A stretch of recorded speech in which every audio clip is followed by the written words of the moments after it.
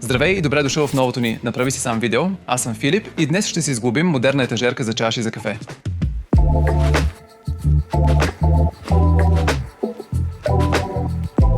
Както винаги, всички материали и инструменти, които ти трябват, ще намериш в инструкциите по-долу. Започваме веднага. Първо ще отрежем задната стена, дъното и рамката. За целта ще използвам ръчен циркуляр, а докато режа, имаш време да се абонираш за канала и да оставиш лайк.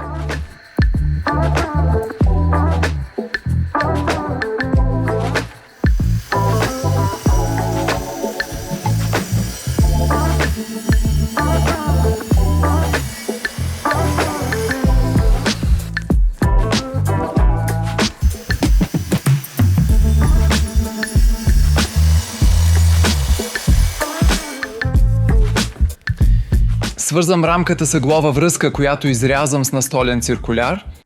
И докато тя вече е навън, веднага ще отрежем разделителите за рафтовете.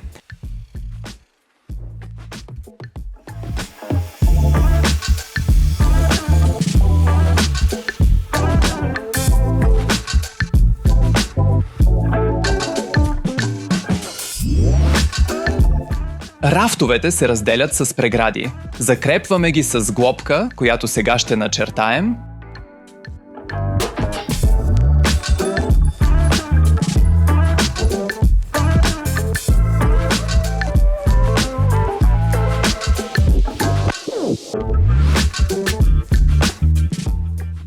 Може първо да пробиеш края на връзката, преди да изрежеш останалото с циркуляра.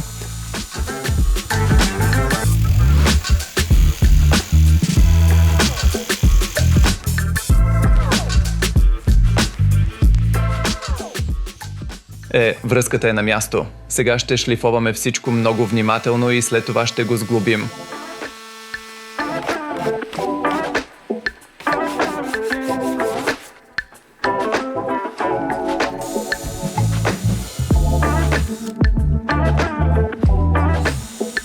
Пробих предварително отвори на гърба, за да определя точното положение на рафтовете. И сега ги закрепваме с винтове с потапяща се глава.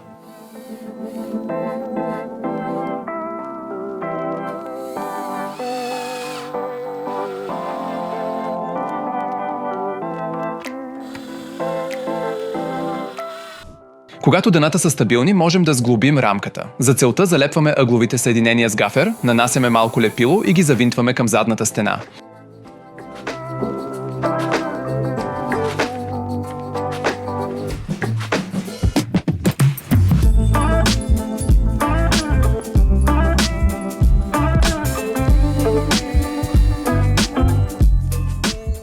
Всичко вече е сглобено и изсъхнало и сега ще нанесем последните щрихи преди да лакираме.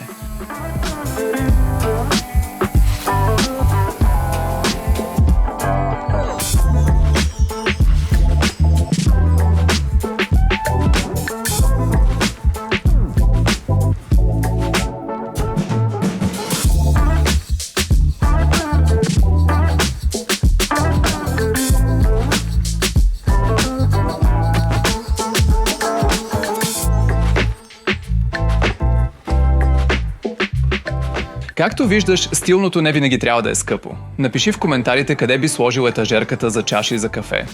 И просто се захващай смело. Можеш го!